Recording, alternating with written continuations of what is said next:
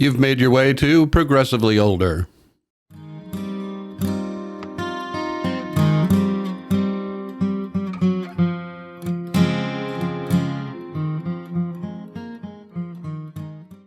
Thanks for tuning in to Progressively Older. My name is Link. I'm the host of Progressively Older, and this is a channel that's dedicated to getting older and staying progressive along the way. Today we're going to be talking about the incredible power each senator has in a split Senate. But before we do, please, if you haven't already, subscribe to the channel, ring the bell, we'll notify you when something new is coming out, and like it. If you're listening on a podcast, like that too, leave a review on Apple Podcasts. All of this is going to help grow the channel and grow our community and our influence in the political world of the United States. So come along, join the ride. So today is Wednesday, and on Wednesdays here on the channel we talk about politics and remaining progressive, and on Fridays we talk about getting older. Today is Wednesday. The celebration is over. Don't get me wrong, it was well deserved. The defeat of Donald J. Trump was an important milestone in the rescue of democracy in the United States. The dream hung in the balance, ready to topple when just a few more votes cast for an autocrat.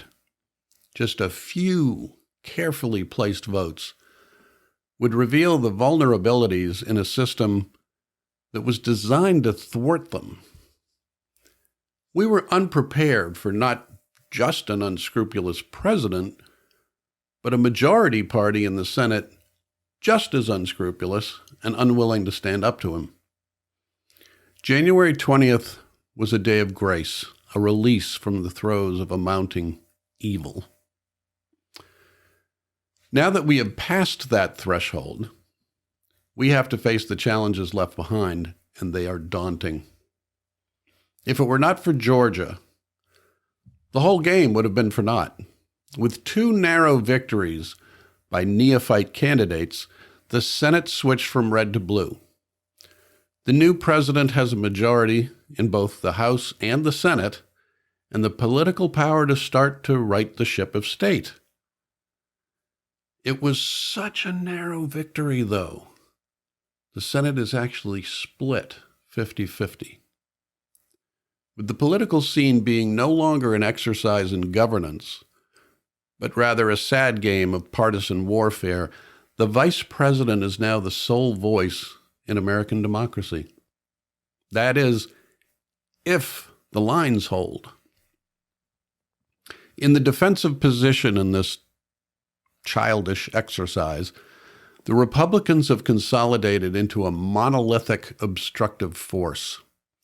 Their internal war is only showing when it doesn't really count. But with the power to make policy, the Democrats also have the seed for self-destruction. Every Democratic senator is capable of toppling the entire House of Cards. It's a party of 50 fiefdoms. Joe Manchin is the poster child for this dynamic right now. The West Virginia senator is a Democrat in a state that is probably just as conservative as any in the country. Though the state was formed during the Civil War, feeling itself incompatible with the now Confederate state of Virginia, their roles gradually reversed, an ideological do-si-do occurring over decades. Now a largely rural red state, Manchin has managed to run as a Democrat while having a voting record that would disappoint either party. Having won his seat in the Senate after the retirement of the controversial Democrat Robert Byrd, a leftover from a bygone era of a very different Southern Democratic Party, Manchin's not really a Democrat, he's a West Virginia Democrat. Priding himself on his bipartisanship, he's a constant thorn in the side of the National Party, voting with Republicans on hot-button issues like abortion and gun rights, while supporting his party against the repeal of the Affordable Care Act and against the Republican tax giveaway of 2017. This past week, He almost cut the legs out from under the $1.9 trillion economic relief plan that finally passed after compromising to Manchin's objections to unemployment benefits being tax-free and cutting the tax relief to only the first $10,000 received and curtailing federal subsidies to unemployment, ending them in the summer rather than the fall. While Manchin's influence in this process is massively out of proportion to the number of citizens he represents, it reveals the reality of the tenuous majority the Democrats enjoy. It's largely a mirage. The Democratic Party often crows about being a party of diversity, a big tent that encompasses a true melting pot comprised of every variety of the American experience. It's fundamentally true, but that's the danger. When the majority is held by 3 or 4 or more votes, a single senator representing the quirky needs of their home state, well, it's good for the senator and it's harmless to the party. But in an evenly divided Senate, someone straying from the party line can be the difference between being the majority party and effectively being a self-imposed minority. Republicans have morphed into something other than a political party. They've become a power party, with power being the single issue that motivates it. They have become the Al Davis of politics. Win, baby, win. An Orwellian caricature of what party politics can evolve into. Movies like A Face in the Crowd seem almost naive in considering how the process can be abused and the public manipulated. But even if some rogue senator should undermine the Republicans' best plans for domination, it only makes their minority greater. It doesn't create their minority status. That was cooked in with the vote. And that just barely. In the Senate, the Republicans represent 45 million fewer Americans than Democrats do. And yet they enjoy half of the seats.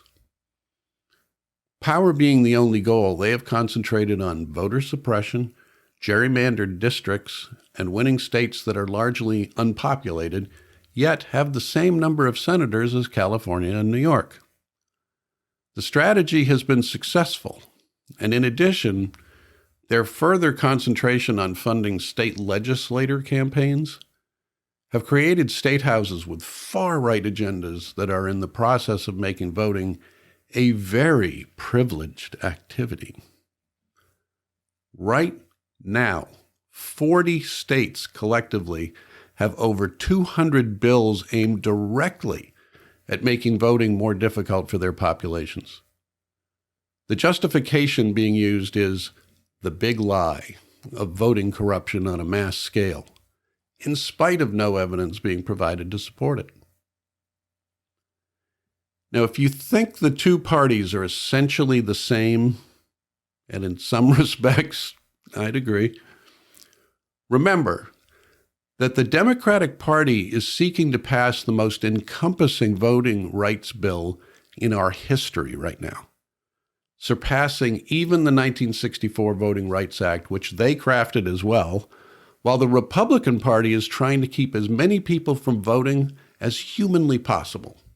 The one right that ensures all the others, as President Biden pointed out this past week, is a fault line between the two parties. This is the one way for Republicans to maintain power, a point that was actually argued before the Supreme Court by an attorney defending voting restrictions for the state of Arizona. When asked what the interest was of the Arizona RNC in certain suppression measures, attorney Michael Carvin replied, quote, "Because it puts us at a competitive disadvantage relative to Democrats," unquote. Well, at least they were being transparent. With everything at stake, There is nothing that Republicans will not do, no unethical practice or outright fraud they will not commit to get just one more vote. They are the minority, and they will not accept that status as the will of the people. Frankly, the will of the people is irrelevant. Win, baby, win. And yet, ironically, it's the Democrats that have everything to lose. One outlier in their midst, a rebel, a freethinker, iconoclast, subversive, and the whole house of cards tumbles. The illusion of majority rule is revealed. The Democratic Party is now a collection of 50 independent fiefdoms, 50 monarchs, each with the power to change a nation with one vote. Today's headlines feature King Joe of West Virginia, but tomorrow, who knows? Maybe Bernie Sanders or Liz Warren or the new liberal Georgians will find a bill crafted too close to the center is worth scuttling along ideological lines. The crack could come from anywhere, and it will only take a single voice to change the whip count. The one vote likely being fatal as the relentless pursuit of power consolidates the other side of the aisle, intractable and united. So yes, the celebration is over. Now the very hard work begins. True progressives will find the results disappointing, which will include me. But disappointment is a big step away from our most recent despair. And voting rights keep progressivism alive. And with that, hope. I'm Link. This has been Progressively Older.